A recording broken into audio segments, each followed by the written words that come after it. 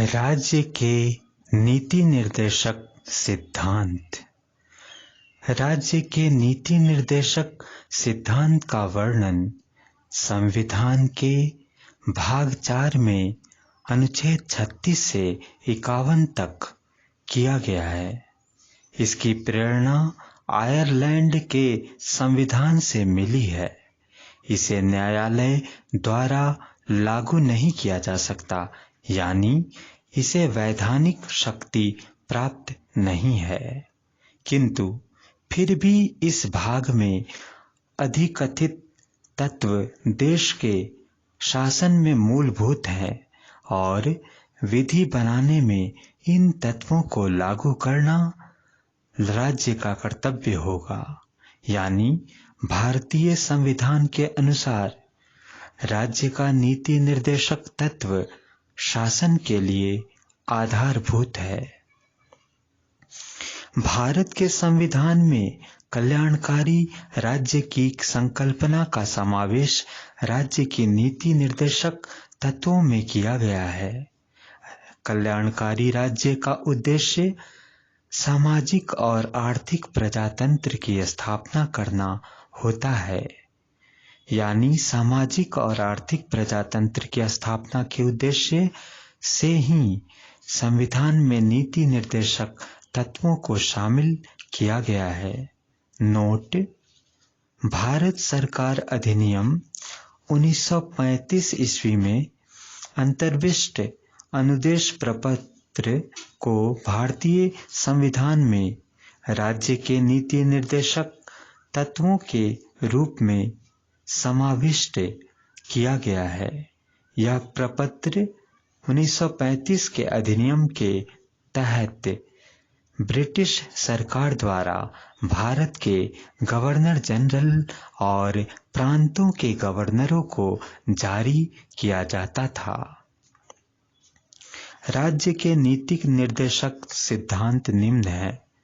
अनुच्छेद 38 राज्य लोक कल्याण की अभिवृद्धि के लिए सामाजिक व्यवस्था बनाएगा, जिससे नागरिक को सामाजिक, आर्थिक एवं राजनीतिक न्याय मिलेगा। अनुच्छेद 39 क समान न्याय और निःशुल्क विधिक सहायता, समान कार्य के लिए समान वेतन की व्यवस्था इसी में है।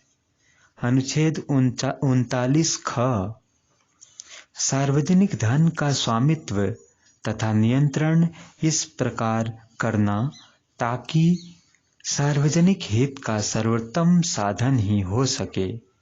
अनुच्छेद 39 ग धन का समान वितरण। अनुच्छेद 40 ग्राम पंचायतों का संगठन।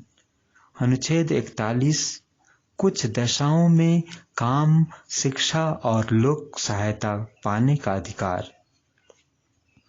नोट: 15 अगस्त 1995 से प्रभाव में आया राष्ट्रीय सामाजिक कार्यक्रम भारतीय संविधान के अनुच्छेद 41 के प्रावधानों की पूर्ति करता है।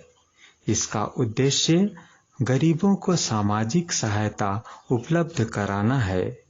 वर्तमान में इसमें 5 योजनाएं शामिल हैं। पहला, इंदिरा गांधी राष्ट्रीय वृद्धावस्था पेंशन योजना। दूसरा, इंदिरा गांधी राष्ट्रीय विधवा पेंशन योजना।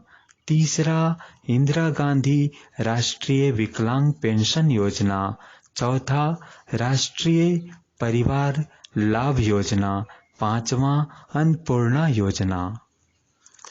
अनुच्छेद 42 काम की न्याय संगत और मानवोचित दशाओं का तथा प्रसूति सहायता का उपबंध। अनुच्छेद 43 कर्मकारों के लिए निर्वाचन, मजदूरी एवं कुटीर उद्योग को प्रोत्साहन। अनुच्छेद 44 नागरिकों के लिए एक समान सिविल संहिता।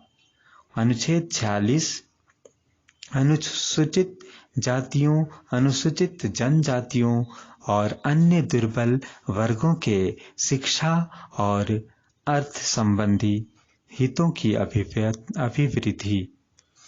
अनुच्छेद 47 पोषाहार स्तर, जीवन स्तर को ऊंचा करने और लोक स्वास्थ्य का सुधार करने का राज्य का कर्तव्य।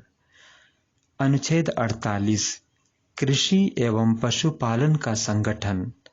अनुच्छेद 48 का पर्यावरण का संरक्षण तथा संवर्धन और वन एवं वन्य जीवों की रक्षा।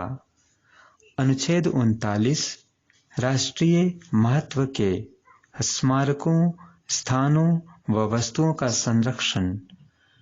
अनुच्छेद 50 कार्यपालिका एवं न्यायपालिका का पृथक्करण। अनुच्छेद 51 अंतर्राष्ट्रीय शांति और सुरक्षा की अभिवृद्धि।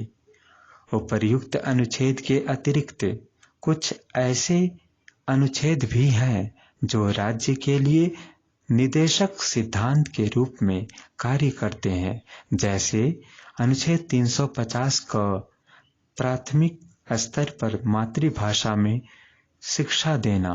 अनुच्छेद 351 हिंदी को प्रोत्साहन देना।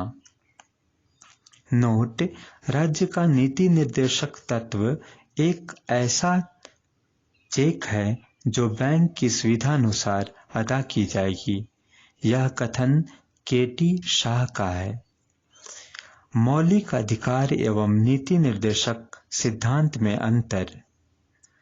नीति निर्देशक सिद्धांत यह आयरलैंड के संविधान से लिया गया है।